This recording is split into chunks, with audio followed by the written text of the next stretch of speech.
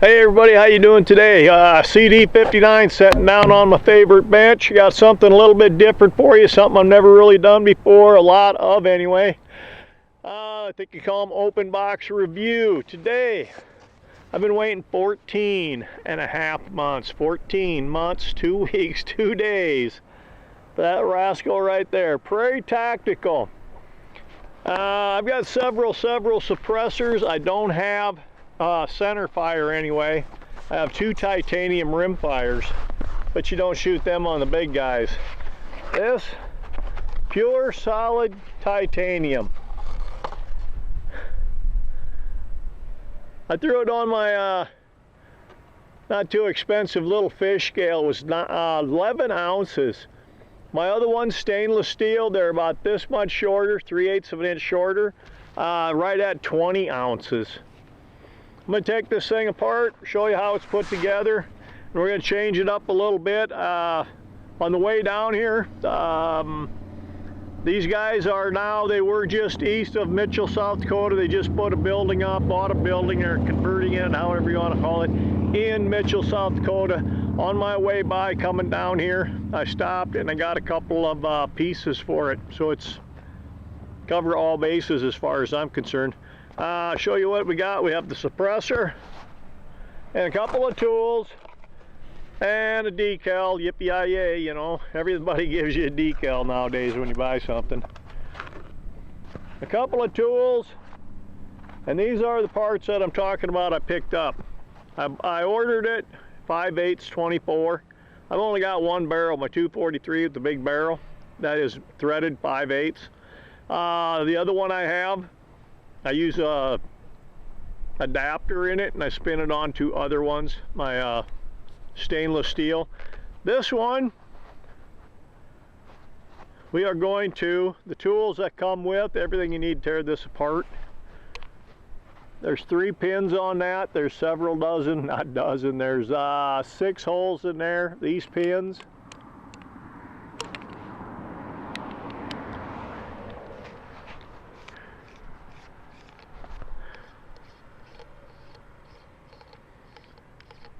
There's your barrel adapter, 5/8 24. Here's a barrel adapter, 1/2 by 28. 1/2 by 28, you say, why are you doing that? It's we're in the later half of October. Dog shooting for all practical purposes is almost over with. It is basically. You know, you got deer season, you got this, you got that, and it's just that much harder to get out there and shoot on them. So what's going to be left for this season? Coyotes. Okay, this end here, that tool right there, that's how you take this end off.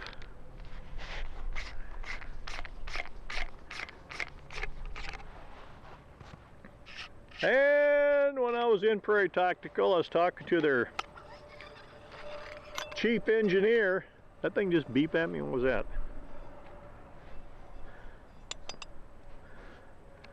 You can index, that's basically a spacer. You can index, there's 1, 2, 3, 4, 5, 6 of these baffles in there. 2 high spots here, 2 low spots here, so it can go this way or this way. The difference is, see that notch cut right there? I had this apart and I just put it back together. I figured they were made to go opposite. One here, here, here, here. He said, no, if you actually line those cuts all up, that indent, that recess, he says you can't tell it by listening, but he said when you put the meters on it, you get a couple of points. Well, you know what? If you get a couple of points, that's all you need. That's all I need to hear. That's all I need to hear. Yes, and this is also a 30 cal. This here is another thing. This is 22 cal. You drop it down just a couple of points. Something you're probably not going to hear with the naked ear. I can't hear anymore anyway with all the ringing I got in my ears. Hell, I wish we had these things 40, 50 years ago. It's a crying shame that our government thinks we should have to throw a $200 tax stamp and wait goddamn 14 months to have a piece of paper says I can own one of these. All right, folks, Prairie Tactical, 11 ounces. We're gonna get the AR out. We're gonna screw that bad boy on there. The AR is, come on, get in there. The scope is set for 20 ounce. We're gonna screw on a 10 ounce, 11 ounce. Obviously, we're gonna be different downrange. So we're gonna reset. All right, we're gonna get the bags out. We're gonna get everything set up. We're gonna do some shooting.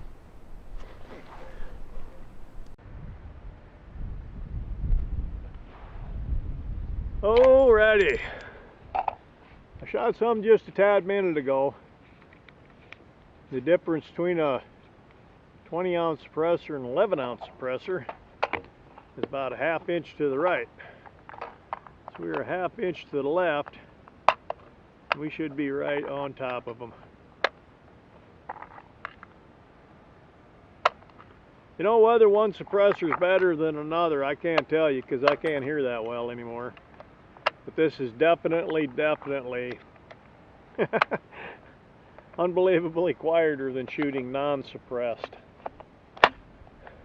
Oh, we got a handgunner down there. Another thing, you know, 5-6 years back when I got my stainless steel suppressors, I went stainless because they were like 550 bucks. Anything at that time, anything titanium, 1,200 bucks, and you throw a $200 tax stamp on top of that, and you get kind of spendy for one suppressor. This thing right here, 825 bucks. I imagine the rest of the industry, the more companies get into it, you know, competition's gonna bring it down to reality. 825 bucks. And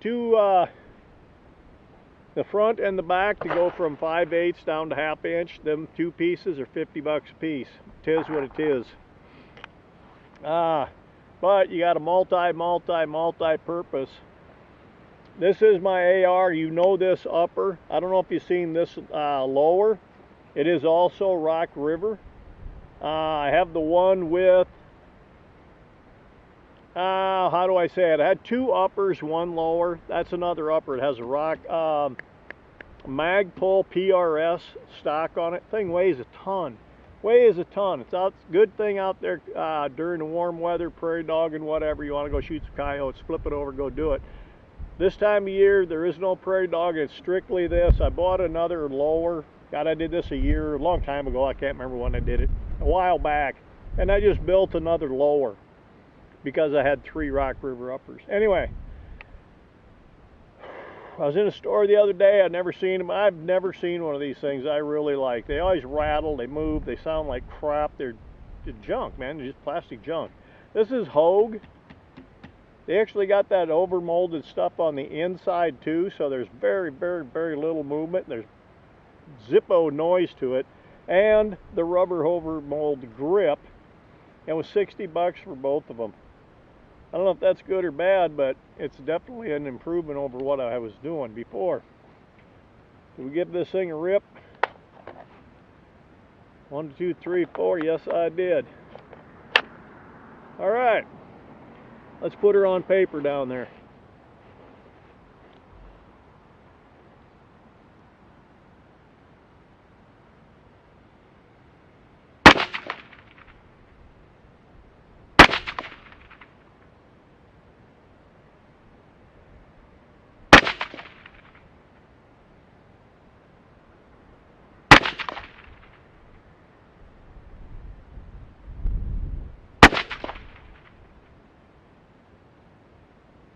I can tell when you get wild, just start shooting. It goes hell. Looks like I gotta go down. I'm gonna say a ½ inch. I ought to put it right on. And get this set. I was going to send the information into Leupold and get this dial cut to match my trajectory and yada yada. I got a chronograph on this thing. It's not very fast. 16-inch barrel is nice, but man, it has its limitations. It does have its limitations. I was only doing about 2780. So I'm going to let that go next spring, next whenever I get out. I'm going to get this thing up, and I'll probably only get another 50 feet per second, if that. But once I get it maxed out and I got good accuracy, I'm going to have them cut me one of them. Let's do that second dot there, eh, folks?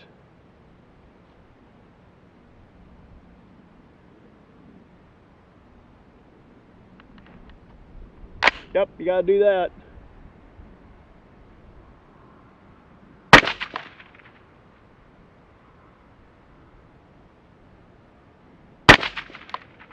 I didn't lower it very much.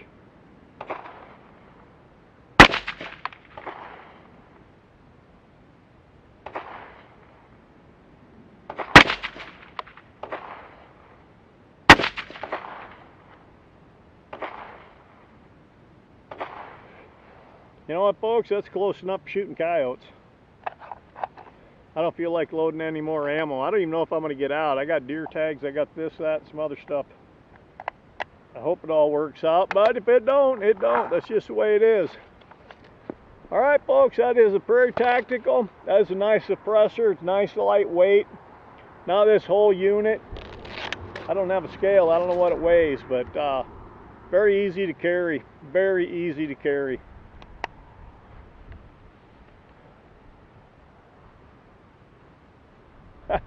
I'm digging it. Digging it a bunch.